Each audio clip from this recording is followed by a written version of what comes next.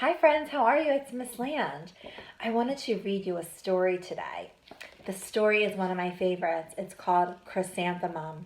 It's by Kevin Henkes, and he is a great author who writes a lot of children's stories that I really love. Before I read the story, I want to tell you that this is a fiction story, and a fiction story, it means it's not real. It's make-believe.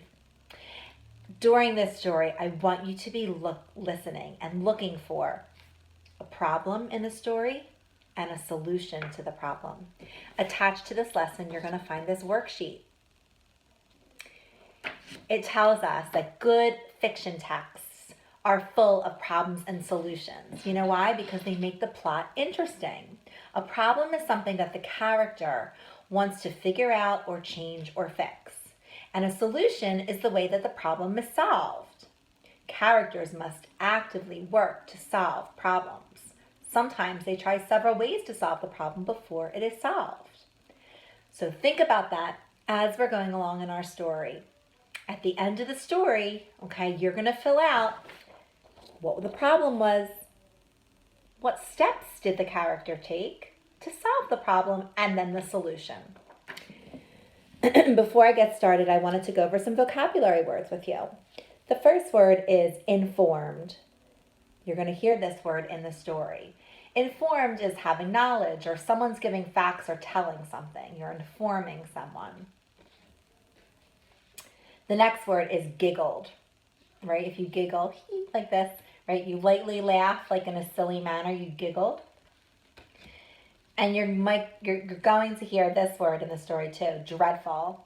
Dreadful is very bad, unhappy. If something is dreadful, it's not good. When you hear these words in the story, maybe you can give a thumbs up, okay? So the story is chrysanthemum. Chrysanthemum is a flower. And this little girl, her name is Chrysanthemum. The day she was born was the happiest day in her parents' lives. She's perfect, said her mother. Absolutely, said her father. And she was. She was absolutely perfect. Her name must be everything she is, said her mother. Her name must be absolutely perfect, said her father. And it was. Chrysanthemum. Her parents named her Chrysanthemum. Chrysanthemum grew and grew, and when she was old enough to appreciate it, Chrysanthemum loved her name. She loved the way it sounded when her mother woke her up. She loved the way it sounded when her father called her for dinner. And she loved the way it sounded when she whispered it to herself in the bathroom mirror. Chrysanthemum, chrysanthemum, chrysanthemum. Chrysanthemum loved the way her name looked when it was written on ink in an envelope. She loved the way it looked when it was written with icing on her birthday cake. She loved the way it looked when she wrote it herself with big orange crayon. Chrysanthemum, chrysanthemum, chrysanthemum.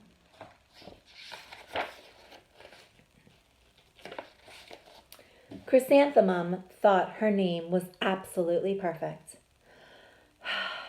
But then she started school.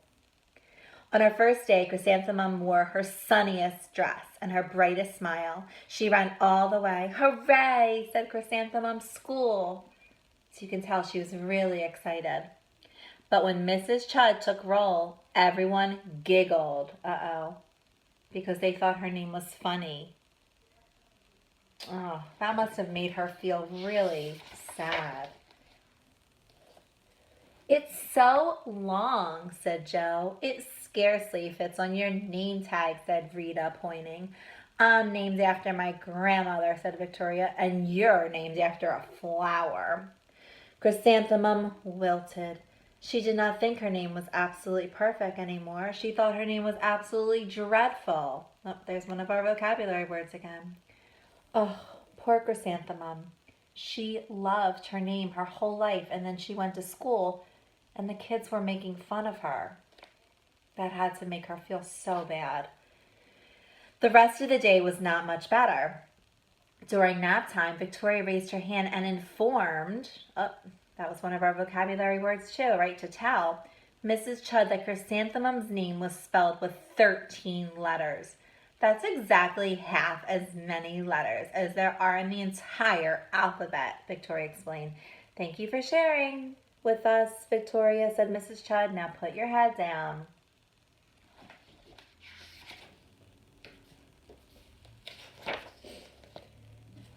If I had a name like yours, Victoria said, I'd change it. As the students lined up to go home. I wish I could, thought Chrysanthemum miserably. That is really sad. Look at her face. She looks so upset. Welcome home, said her mother. Welcome home, said her father. School is no place for me, said Chrysanthemum. My name is too long. It scarcely fits on my name tag, and I'm named after a flower. Oh, boy, said her mother. Your name is beautiful and precious and priceless and fascinating, said her father. It's everything you are, said her mother. It's absolutely perfect, said her father. So they were trying to cheer her up. Chrysanthemum felt much better after her favorite dinner, macaroni and cheese with ketchup, and an evening filled with hugs and kisses and a Parcheesi game. So her parents were making her feel better. But that night, Chrysanthemum dreamed that her name was Jane. And it was a very nice dream. So she still in the back of her mind thought, I wish I could change my name. The next morning, Chrysanthemum wore her most comfortable jumper. She walked to school as slowly as she could. She even dragged her feet in the dirt. Chrysanthemum, chrysanthemum, chrysanthemum, she wrote. She even looks like a flower, said Victoria, as Chrysanthemum entered the playground. Let's pick her, said Rita, pointing. Let's smell her, said Joe. Chrysanthemum just wilted, right? She just went like this. Right? If a flower wilts, they just feel sad. She did not think her name was absolutely perfect anymore. She thought it was absolutely dreadful. I feel very sad for her that her friends keep saying these horrible things. That is not very nice, right? It's not giving her nice put-ups. The rest of the day was not much better. During nap time, Victoria raised her hand and said, a chrysanthemum is a flower. It lives in a garden with worms and dirty things. Thank you for sharing, said Mrs. Chud. Now put your hands down. Put your head down. I just cannot believe your name, Victoria said as the other students lined up. Neither can I, thought Chrysanthemum miserably. It seems like to me I'm already thinking of the problem in this story, right? The problem is that her friends, the kids in class, keep making fun of her name, and she feels so awful inside, right? So let's see, what kind of things is she going to do to try to solve the problem? What's going to happen, right? She went home. She tried to have her mom and dad cheer her up with her favorite dinner and making games. And she felt a little better, but still the next day, she was still feeling really bad at school. Welcome home, said her mother. Welcome home, said her father. School is no place for me. They said I look like a flower, and they pretended to pick me and smell me.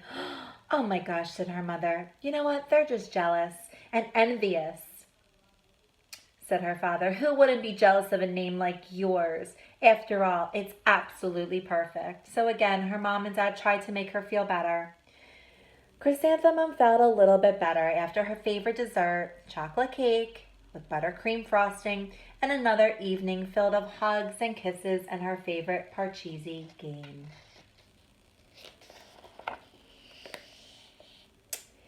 That night, Chrysanthemum dreamed she was really a chrysanthemum. Oh my goodness. She sprouted leaves and petals, and Victoria picked her and plucked her one by one until there was nothing left of her but a stem. It was the worst nightmare of her life. So again, her parents were trying to help her feel better and build up her self-esteem, but it still wasn't working.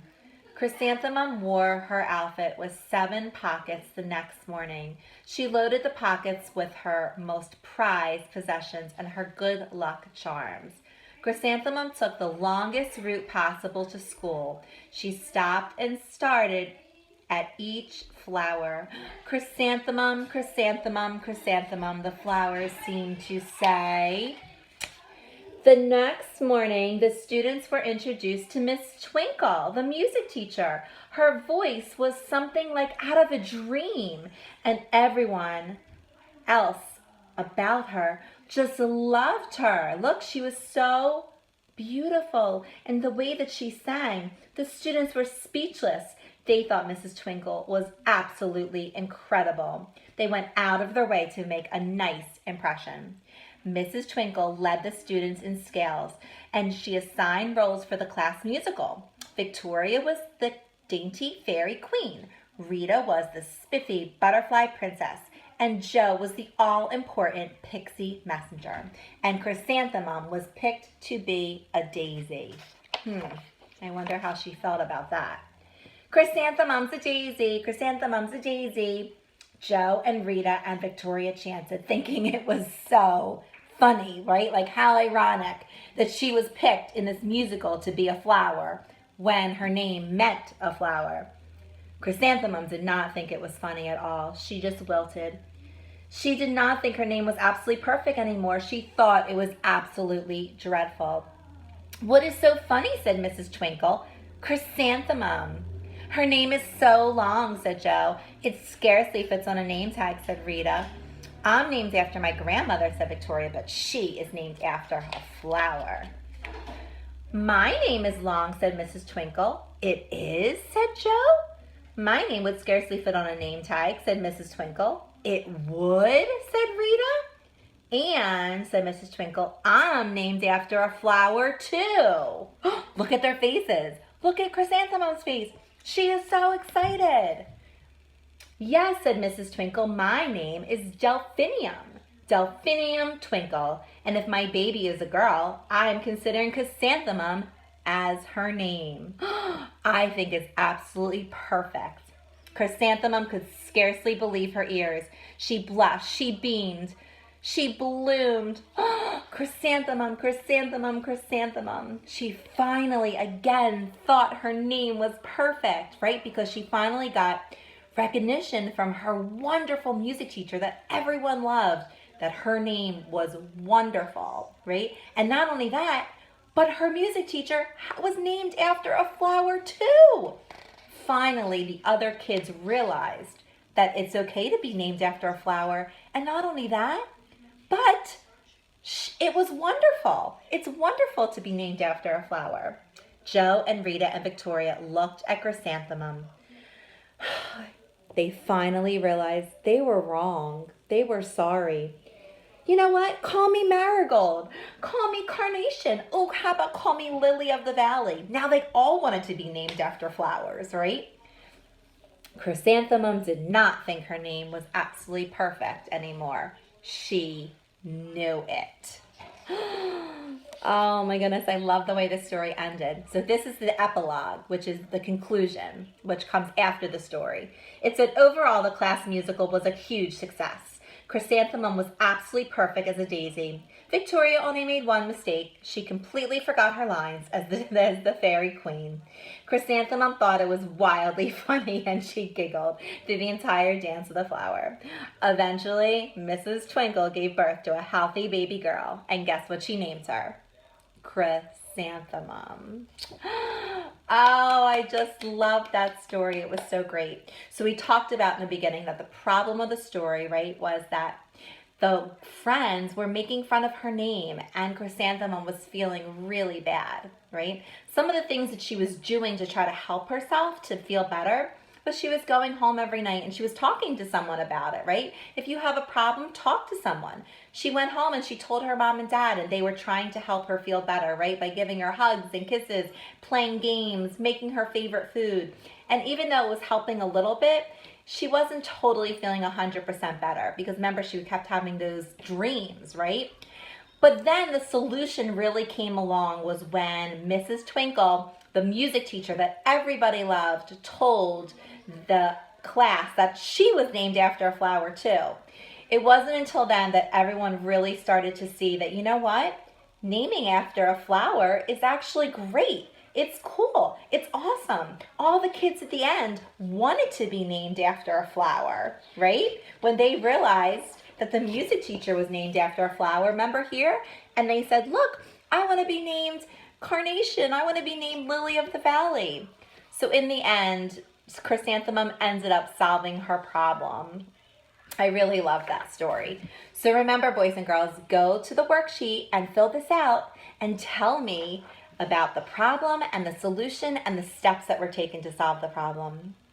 Thanks so much, boys and girls. I'll see you again soon. Bye.